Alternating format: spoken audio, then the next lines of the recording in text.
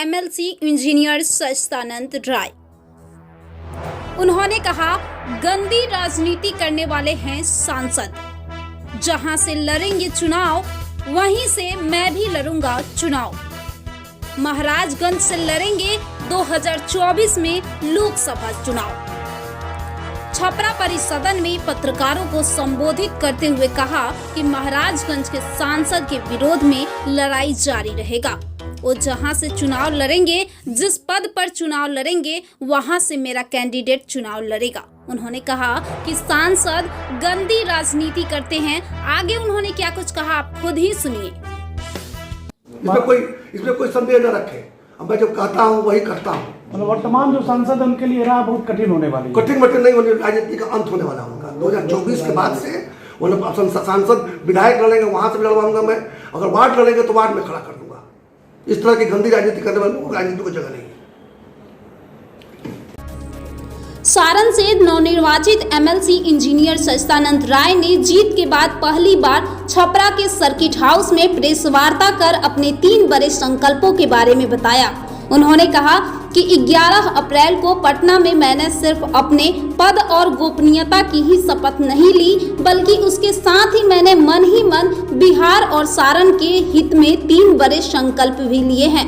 उन्होंने अपने संकल्प के बारे में बताया कि मैंने जनप्रतिनिधियों से जो वादा किया था कि वेतन और पेंशन अब की बार मिले, उस वादे को धरातल पर उतारने का पहला संकल्प लिया। उन्होंने यह भी कहा कि यदि बिहार और सारण के विकास के लिए मुझे किसी का समर्थन मिले तो मुझे अब मित्र मंडलियों से विमर्श के बाद मैं इस पर सकारात्मक सोच के साथ आगे बढ़ूंगा। उन्होंने इसके साथ ही यह भी कहा कि बिहार से पलायन और बेरोजगारी रोकने के लिए एक बिहारी होने के नाते जो भी प्रयास हो सकेगा उसे करूंगा। का जो दर फाकों में प्राण गवाते हैं पर नहीं बेच मन का प्रकाश रोटी का मुंह चुकाते हैं। तो मन का प्रकाश तो मैं नहीं बेचने वाला हूँ किसी भी कीमत पर।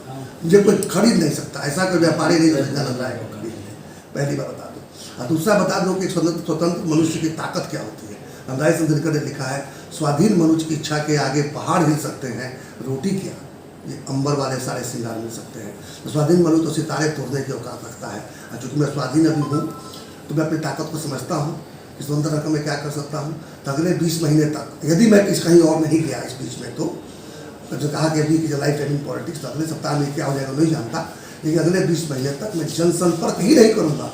जो मैंने वादे किए हैं, जो मैंने संकल्प दोहराए हैं, उस पर कार्य करते हुए दिखेगा। और आप लोग के बीच में आकर बीच में बताते रहूँगा कि क्या सफलता मिली, मैंने क्या किया। अब बिल्कुल जो रोड मैप बनाकर एक इस हफ्ते क्या हुआ, इस महीने क्या हुआ, इस वर्ष क्या हुआ, उस तरीके से मैं अपना आकलन स्वयं करूँगा। किसी और को आकलन का मौका बाद नहीं। अजान पर मंत्री जनक राम और भाजपा नेता गिरिराज सिंह की आपत्ति पर एमएलसी इंजीनियर सच्चिदानंद राय ने सुनाई खरी बात। कहा, किसी धर्म के बारे में किसी को बोलने का अधिकार नहीं। अगर लाउड स्पीकर से समस्या है तो उसकी ध्वनि कम करने का आग्रह किया जाना चाहिए। हर धर्म की अपनी अपनी मान्यता है और किसी धर्म का विरोध किसी के द्वारा उचित नहीं है। देखिए, किसी भी व्यक्ति को अधिकार नहीं कि दूसरे धर्म में दखल दे। दूसरे धर्म की, दूसरे मजहब की क्या मान्यताएं हैं। और ख़ास करके अभी तो खैर रामनवमी का नवरात्रि बीता है और रमज़ान का एक बड़ा ही मुबारक महीना चल रहा है। तो इसमें इस तरह की बातें करना मैं समझता हूँ कि